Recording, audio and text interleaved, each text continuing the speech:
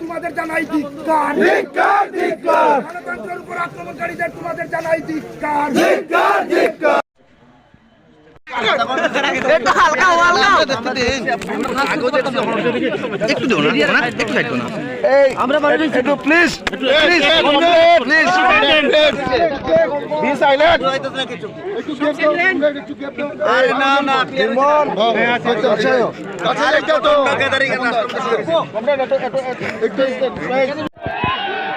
রাজ্যে কোন গণতন্ত্র আছে?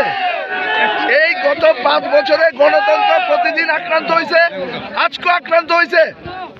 এখানে বাগবাসা বিধানসভা কেন্দ্রের বামফ্রন্ট এবং ভারতের জাতীয় কংগ্রেসের সম্মিলিত প্রার্থী বিজিতা নাথ, তার সমর্থনে আমাদের একটা নির্বাচনী অফিস আছে। নির্বাচনী অফিসে আমাদের নির্বাচনী কর্মীরা সমবেত হয়েছেন। সারা রাজ্যে বিজেপিতে ধস নামছে। তাদের প্রধানমন্ত্রী এখন পর্যন্ত আইতে পারে নাই। তাদের অমিত শাহের সভাতে লোক আসে না, রাজনাথ সিং এর সভাতে লোক আসে না, ওই যোগীনাথের সভাতে লোক আসে না। আমাদের কি অপরাধ? কোথাও তারা কোনো জমায়েত করতে পারে না। প্রত্যেকটা বুথে বুথে আমাদের প্রতিদিন শত শত কর্মীরা, নতুন নতুন কর্মীরা বাড়ি বাড়ি যাইতেছেন, ভোটারদের কাছে আবেদন রাখতেছেন, নিজের ভোট নিজে দেন, নিজের ভোট নিজে দিন, দল বেঁধে ভোট কেন্দ্রে যান। আমরা তো সেই কথাই কইতেছি, বারবার আমরা কইতেছি যে যেখানে গণতন্ত্রের উপর আঘাত আসবে আমরা সেখানে অবরোধ করব।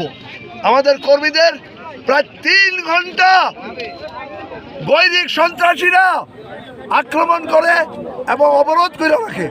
আমরা পুলিশ প্রশাসনকে সাথে সাথে জানাই, আমরা 2 ঘন্টা অপেক্ষা করি, পুলিশ ব্যর্থ হয় তাদেরকে অবরোধ মুক্ত করতে। আমরা সেই জন্য রাস্তা অবরোধ করি, দাবি জানাই। যতক্ষণ পর্যন্ত তাদেরকে মুক্ত করা হইতো না ততক্ষণ পর্যন্ত আমরা অবরোধ মুক্ত করব না। শেষ পর্যন্ত পুলিশ তাদেরকে অবরোধ মুক্ত করছেন।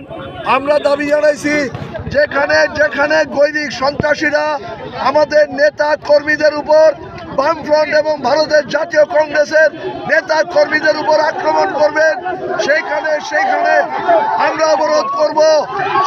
সেখানে আমরা আন্দোলনে থাকবো, লড়াইয়ের মধ্যে থাকবো এবং যাদেরকে অবরোধ করছিলেন তাদের আমরা নিরাপত্তার দাবি করছি। আজকে একটা ইললিগ্যাল র্যালি নিয়ে রিটার্নিং অফিসারের জন্য আমরা অপেক্ষা করছিলাম। এই সময় তাদের উদ্দেশ্য ছিল আমাদের র্যালি, আমাদের সিপিএম এবং কংগ্রেস মিলিতভাবে যে র্যালি হয়েছিল ইললিগ্যাল, কোনো পারমিশন ছাড়া। কোন জায়গায়? টঙ্গিবাড়ি 1 নম্বর ওয়ার্ড কাকরিরপাড় এলাকায়। তাদের উদ্দেশ্য ছিল আমাদের কার্যকর্তার উপর অ্যাটাক করা। সেটা আমি যথাসময়ে এখানে উপস্থিত হয়ে আমাদের কার্যকর্তাকে দাঁড়াতে বলি, কোনো ধরনের ঘটনা এখানে হয়নি। পরবর্তী সময়ে আমি রিটার্নিং অফিসারের, সেক্টর অফিসারের জন্য অপেক্ষা করতে করতে যখন প্রশাসন যান, ওনারা গিয়ে আমাকে বলেন আপনি এখন এই রিটার্নিং অফিসারের সাথে কথা বলতে। আমি বললাম আমি ডিএম অফিসে যাব। তো বেরোনোর সময় সিপিএম, কংগ্রেস, পুলিশ প্রশাসন যথেষ্টভাবে ওনাদেরকে সবাইকে কন্ট্রোল করার চেষ্টা করেছে। তারপরেও আমার গাড়ির উপরে ওনারা আক্রমণ করেন। তো আমরা তো সবসময় বিশ্বাস করি প্রশাসনকে এবং ইলেকশন কমিশনের উপরে বিশ্বাস রয়েছে। কিছু সংখ্যক কর্মচারীদের কারণে, কিছু সংখ্যক যারা ইলেকশনের কাজে নিয়োজিত রয়েছেন তাদের কারণে আজকে এই যে ঘটনাগুলো সংঘটিত হয়েছে। আমি প্রশাসনের দ্বারস্থ হয়ে ওনাদের কাছে সুবিচার পাওয়ার জন্য এসেছি। আমি রিটেন কমপ্লেন করেছি, রিটার্নিং অফিসারকে করেছি, বাকি আমি আমার পদস্তরে জানাবো। দেখা যাক ওনারা কার কার বিরুদ্ধে আপনি থানায় কমপ্লেন করেছেন? কার কার বিরুদ্ধে করেছি থানায় আছে, আপনারা পেয়ে যাবেন। রিটেন কপি আমাদের কাছে রয়েছে, আপনারা পেয়ে যাবেন। থানা আর পুলিশ প্রশাসন যেইভাবে আমরা কমপ্লেন করেছি অ্যাকশন নেবেন আমাকে আশ্বস্ত করেছেন। আমি এখন বাড়ি যাবো আর কি।